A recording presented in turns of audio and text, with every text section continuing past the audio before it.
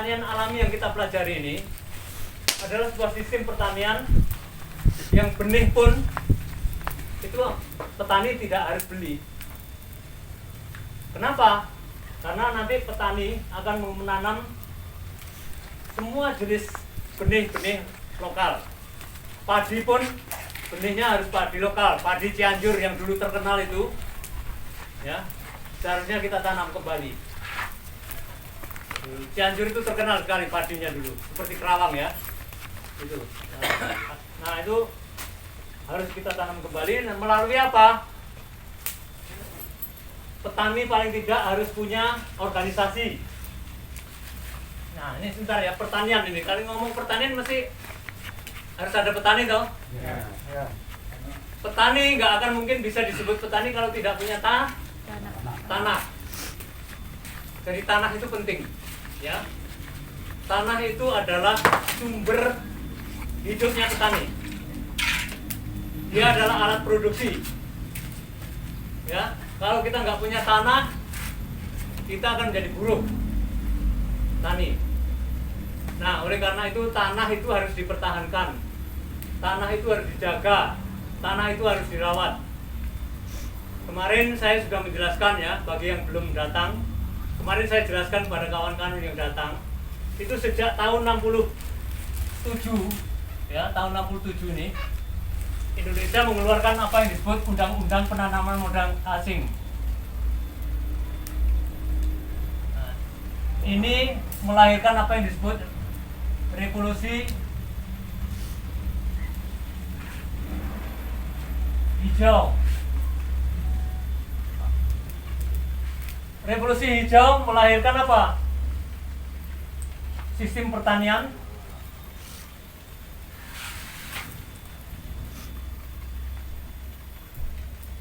yang tergantung. Mengapa tergantung? Karena dengan revolusi hijau itu petani harus menyerahkan benih-benih lokal kalian dari lumbung-lumbung padi kalian yang dulu itu harus diserahkan ke pemerintah dan diganti dengan benih-benih yang namanya IR, PB, dan lain-lain. Dan padi jenis IR, PB, dan lain-lain itu adalah padi genetika rekayasa yang dibuat, diiri di Filipina dari hasil pengambilan padi-padi lokal kita, dibawa ke sana, dipulangkan dengan jenis padi yang harus ditanam dengan pupuk kimia, pupuk pabrik. Oleh karena itu petani sejak tahun 67 itu adalah petani yang terjajah, petani yang dijajah, sehingga sampai sekarang pun padi yang ditanam petani itu hanya bisa satu musim. Kalau ditanam tahun ini, tanam lagi besok, dari padi yang hasil panen Anda itu tidak akan bakal menghasilkan yang baik. Yang maksimal. Benar atau tidak saya? Benar. Oleh karena itu nanti petani itu paling tidak harus punya organisasi. Ini organisasi paling tidak menghasilkan serikat tani. Karena apa?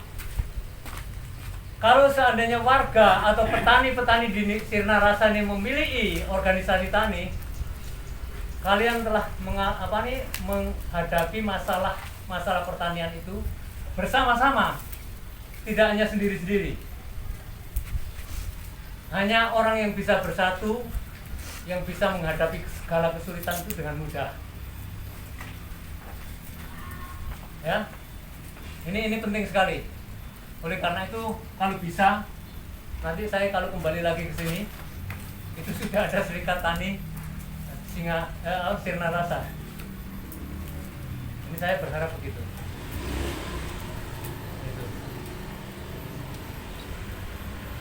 Oleh karena itu, saya pikir yang penting, yang terpenting ini hari ini adalah belajar bagaimana mengembalikan lagi kedaulatan petani.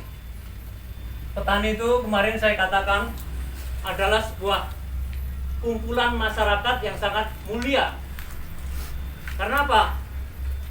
Petani itu memperbaiki ibu bumi dengan secara alami, nah, tidak meracuni ibu bumi. Yang pertama. Yang kedua, karena dia tidak meracuni ibu bumi, dia menjaga ibu bumi. Dia mengasihi ibu bumi seperti mengasihi ibu yang melahirkan kita.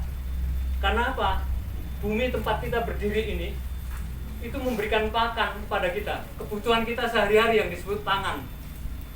Kalau kita tidak menghargai ibu bumi, itu sama dengan kita tidak menghargai ibu yang melahirkan kita. Itu yang pertama ya. Kenapa saya sebut petani itu sangat mulia? Karena di situ. Yang kedua, petani itu sangat mulia. Karena apa? Kalian bertani menghasilkan hasil produksi, tidak kalian makan sendiri.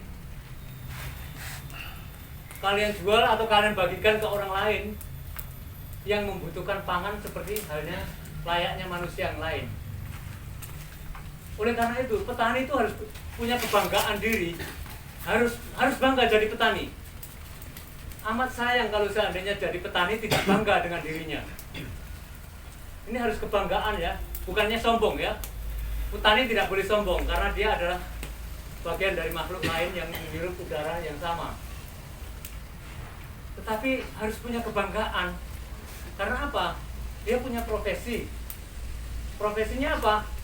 Tadi menjaga ibu bumi ya, supaya sehat. Dan kedua, memberikan makan kepada yang lainnya. Itu luar biasa.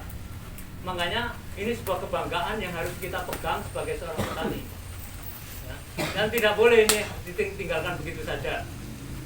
Ya, bertani itu harus dibuktikan melalui tindakan. Bisa dipahami nggak ini? Setuju kan? Oke, pertanyaan ditanyakan sekarang. Besok itu apa? Gunanya untuk apa? Nanti akan saya jelaskan. Yang ini nggak boleh impor. Caranya gimana? Begini, saya sudah mengembangkan benih-benih lokal dari kawan-kawan yang dulu itu masih berhasil menyimpan benih-benih lokal ya, yang tidak menyerahkan itu masih ada di Indonesia, tapi jumlahnya tidak banyak.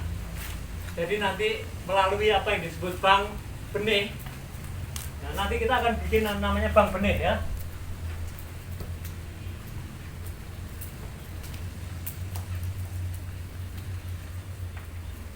Nah, bank benih ini itu nanti kita kembangkan di negeri kita melalui jaringan kerja. Makanya perlu adanya serikat tani. Ya, harus ada organisasi. Ini di mana ini Karawang, ya. Karawang itu sudah ada serikat taninya. Dan nanti kawan-kawan di Sinarasa bisa berhubungan dengan kawan-kawan di Karawang. Kalau membutuhkan apa-apa nanti kita bisa saling berkomunikasi. Begitu. Bisa diterima nggak kira-kira? Nah, mudah-mudahan ya di dalam di Sinarasa ini mungkin kawan-kawan di Karawang bisa datang ke sini membantu ya. Bisa nggak? Bisa. Oke. Jadi nanti bagaimana membuat jaringan kerja ya. Ini kan memulainya segala dari nol kan sekarang. Nah, itu nanti bisa dibantu oleh kawan-kawan yang sudah membuatnya. Nah, itu nanti ada jaringan kerja seluruh Indonesia. Di Jogja, di mana saya tinggal itu sekarang sudah mengembangkan jenis padi yang umurnya 6 bulan. Padi kamba yang dulu di Jawa itu namanya padi oking atau padi nyaur hutang. Karena apa? Padi nyaur hutang ini meskipun umurnya 6 bulan, panen hanya 6 bulan sekali, itu hasilnya sama dengan 3 kali panen setahun. Hasilnya apa berat apa nih padinya, dan yang luar biasa apa rasanya. rasanya tuh pulen seperti dulu saya masih ingat saya waktu masih kecil ada beras Cianjur. Itu enak sekali rasanya. Nggak tahu saya sekarang. Di Cianjur apa di Sirna Rasa ini masih punya nggak itu apa padi yang seperti itu? Ada. Padi Cianjur ya. Sayang sekali. Nah itu kalau itu jadi kita memakan makanan yang sehat, makanan ya jangan yang jadi artinya dalam proses pertanian ini orang juga harus tahu yang namanya kolomongso. Kita nggak ini apa kertas lagi.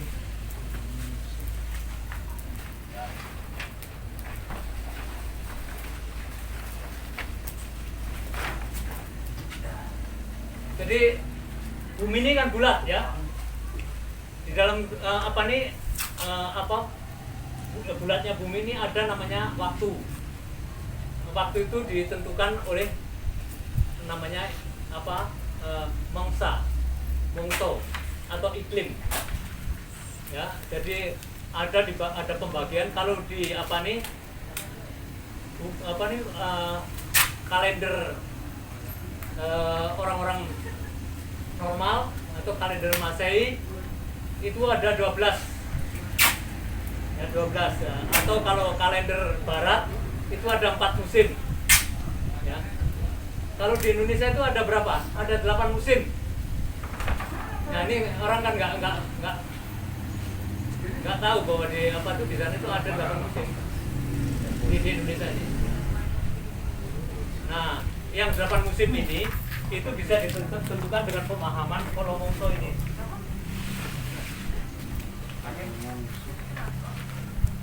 Tadi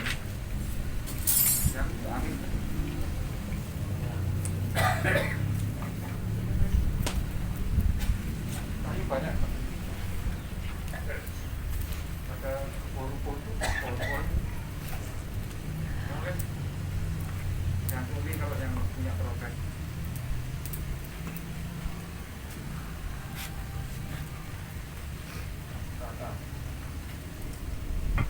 Segala sesuatu itu ada waktunya.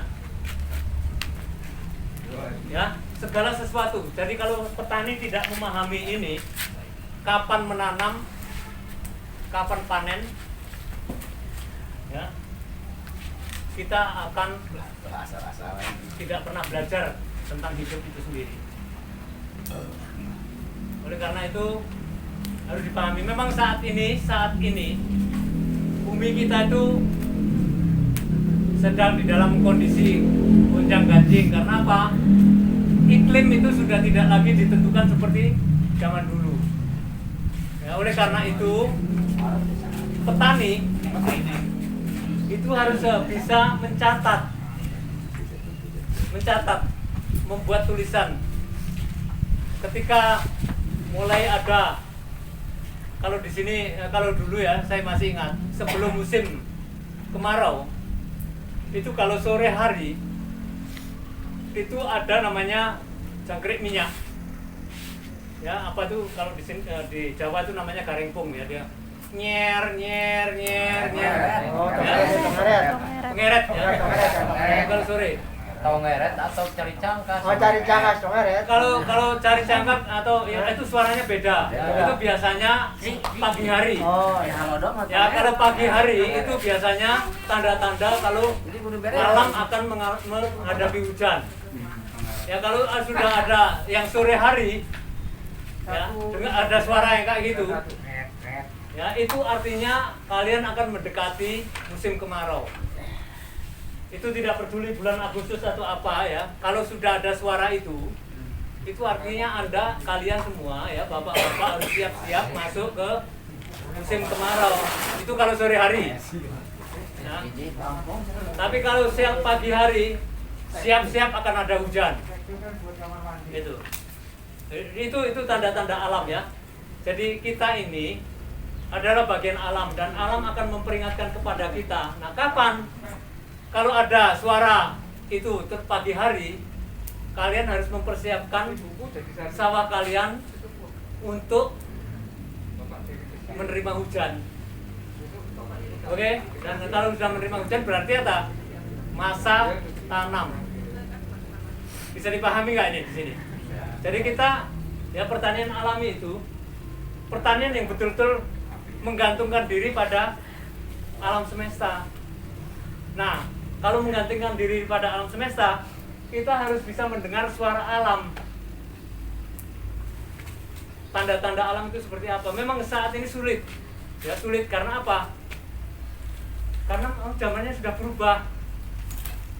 Itu loh. Karena apa ya? Karena dunia saat ini terlampau banyak membakar energi alam. Ya, termasuk menggunduli hutan ya buat pertambangan di sini. Ini ada konsekuensinya. Orang nanti rakyat singa raja akan singa rasa itu akan membayar dan bayarannya mahal kalau ini tidak dikontrol. Boleh mengambil hasil tambang, tetapi jangan sampai merusak alam sekitar kita. Saya dengar katanya air sekarang sudah sulit. Ada pertambangan tuh. Ya. Bahkan satu kecamatan itu sudah mengeluhkan. Ya alamnya udah hancur itu. Nah, Ada longsor. ini harus dihentikan. Harus dihentikan.